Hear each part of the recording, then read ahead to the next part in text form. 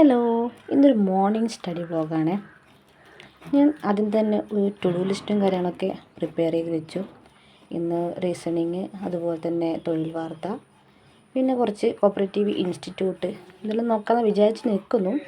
നോക്കാം എത്ര വരെ പോകുമെന്ന്. ഇന്ന് മോന് ക്ലാസ്സില്ലാത്ത ദിവസമാണ്, അതുകൊണ്ട് എങ്ങനെയൊന്നും അറിയില്ല. നോക്കാം. അങ്ങനെ ഞാൻ ടു ഡു ലിസ്റ്റ് പ്രിപ്പയർ ചെയ്ത് തൊഴിൽ വാർത്ത എടുത്തു. തൊഴിൽ വാർത്തയിൽ അതിന് കറണ്ട് അഫയേഴ്സ് പേജ് മറിച്ച് അതിലോരോ കാര്യങ്ങളും നോട്ട് ചെയ്ത് വെച്ചു. കറണ്ട് അഫയേഴ്സ് നമുക്ക് 10 മാർക്കിനാണ് GK ക്വസ്റ്റ്യൻസ് വരുന്നത്. അപ്പോൾ ആ 10 മാർക്കിൽ നമുക്ക് കറണ്ട് അഫയേഴ്സ് ഇൻക്ലൂഡ് ഉണ്ട്, അതുപോലെ തന്നെ ബാക്കിയുള്ള ഹിസ്റ്ററി, ജിയോഗ്രഫി കാര്യങ്ങളെല്ലാം ഇൻക്ലൂഡഡ് ആണ്. അപ്പോൾ ഈ തൊഴിൽ വാർത്ത നോക്കുമ്പോഴുള്ള കാര്യം എന്ന് വെച്ചാൽ നമുക്ക് എന്തായാലും ഒരു കറണ്ട് അഫയേഴ്സ് ഇൻക്ലൂഡ് ആണല്ലോ.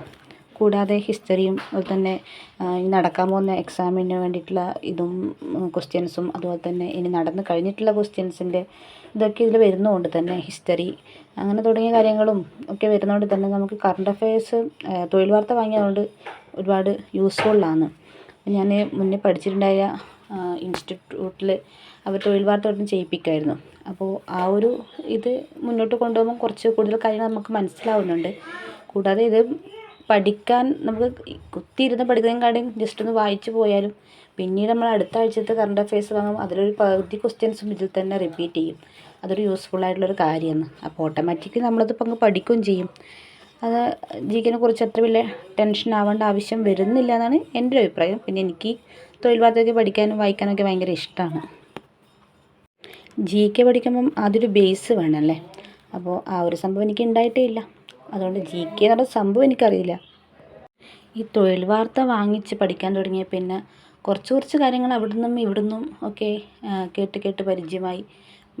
അതായത് ഇതിൽ കാണുന്ന കാര്യങ്ങൾ തന്നെ പുറമേ നിന്ന് ഞാൻ വീഡിയോസും കാര്യങ്ങളൊക്കെ കാണുമ്പം പരിചയമായി. പിന്നെ നമ്മൾ ഈ സോഷ്യൽ മീഡിയാസ് യൂസ് ചെയ്യുന്നുണ്ടെങ്കിൽ അതിലിപ്പോൾ നമ്മൾ ഇതുമായി ബന്ധപ്പെട്ട കാര്യങ്ങൾ നോക്കാൻ വേണ്ടിയിട്ട് ശ്രമിക്കുക. അപ്പോൾ ഇപ്പോൾ ഒരു ഇൻസ്റ്റഗ്രാം എടുക്കുകയാണെങ്കിൽ ഇൻസ്റ്റഗ്രാമിൽ നമ്മളിപ്പോൾ റീൽ കാണുന്നുണ്ടെങ്കിൽ അത് പഠിക്കുന്നതുമായി ബന്ധപ്പെട്ട റീലാണെങ്കിൽ നമുക്ക് പിന്നീട് അതിനെക്കുറിച്ചുള്ള കാര്യങ്ങൾ തന്നെ വന്നുകൊണ്ട് നിൽക്കും. ഇപ്പം അപ്പോയിൻമെൻറ്റ്സും കാര്യങ്ങളും ചെയർമാൻമാർ ഒക്കെ ഉണ്ടാവുമല്ലോ. അപ്പോൾ അതുപോലത്തെ കാര്യങ്ങളൊക്കെ ഇങ്ങനെ ഇതിൽ റിപ്പീറ്റായിട്ട് ഇങ്ങനെ ഓരോന്നോരോന്ന് വരുമല്ലോ. പുതിയ കാര്യങ്ങൾ നമുക്ക് ബേസായിട്ട് കുറച്ച് കാര്യങ്ങൾ ഇങ്ങനെ ഷോർട്സ് എന്ന രീതിയിൽ വരുമ്പോൾ നമുക്കതൊന്ന് ജസ്റ്റ് നോട്ട് ചെയ്ത് വെക്കുകയാണെങ്കിൽ നമുക്കത് പിന്നീട് യൂസ്ഫുള്ളാകും. അതുപോലെ തന്നെ ഈ കണ്ട കാര്യം തന്നെ പിന്നീട് നമ്മൾ കാണുകയും ചെയ്യുമല്ലോ. അപ്പോൾ നമുക്കത് ഓട്ടോമാറ്റിക്കലി നമ്മളത് മൈൻഡിലേക്ക് കയറുന്നുണ്ടാവും.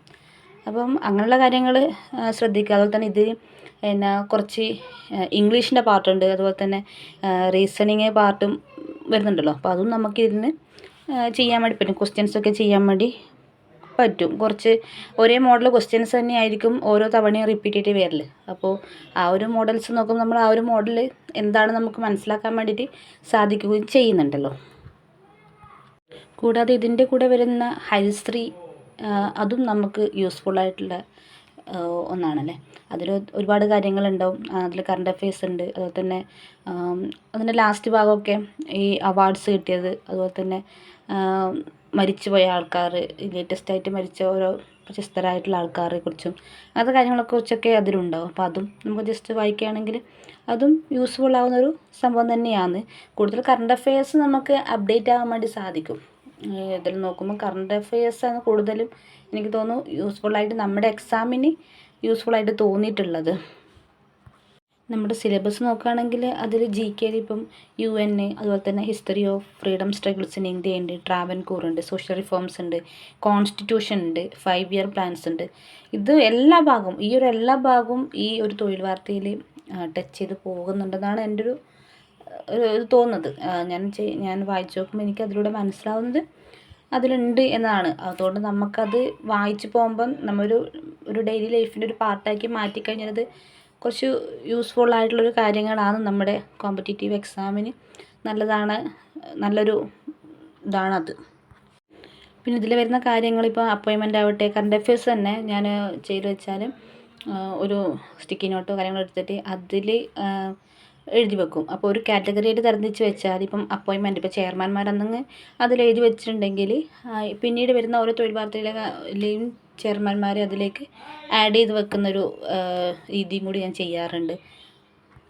ഇനി നമ്മുടെ എക്സാം എല്ലാവരും നോട്ടിഫിക്കേഷൻ വന്നു. അപ്പോൾ നമ്മുടെ എക്സാം ഇനിയൊരു നവംബറിലോ ഡിസംബറിലോ ഉണ്ടാകും. അപ്പോൾ ഒരു 3 മാസ സമയത്തിനുള്ളിൽ നമ്മൾക്ക് എന്തൊക്കെ കവർ ചെയ്യാൻ പറ്റുമോ അത്രത്തോളം കവർ ചെയ്യാൻ വേണ്ടിയിട്ട് മാക്സിമം ശ്രമിക്കണം.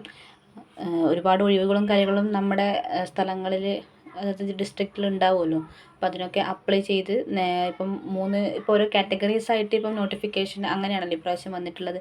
അപ്പോൾ അതൊക്കെ നമ്മൾ ശ്രദ്ധിച്ചിട്ട് അത് കൊടുക്കാൻ വേണ്ടിയിട്ട് ബാങ്കുകൾ, കൃത്യമായിട്ടുള്ള ബാങ്കുകൾ ഇതൊക്കെ ഒന്ന് നോക്കിയിട്ട് കൊടുക്കാൻ വേണ്ടി ശ്രമിക്കുക. പിന്നെ പുതിയൊരു എക്സാം പാറ്റേൺ ആണ് ഇപ്രാവശ്യം മുതൽ ഉണ്ടായിട്ടുള്ളത്.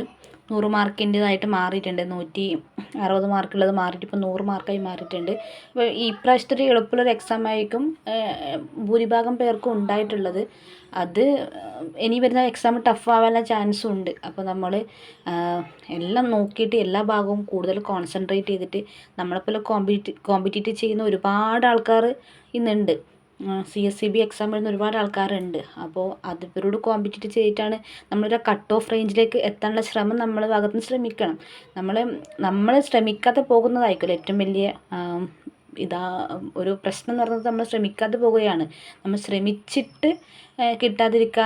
ഇപ്പം ഭൂരിഭാഗം ആൾക്കാരും അങ്ങനെ തന്നെയാണ്. നല്ലൊരു ഹാർഡ് വർക്കും കാര്യങ്ങളും ചെയ്തിട്ട് തന്നെയാണ് ഈ ഒരു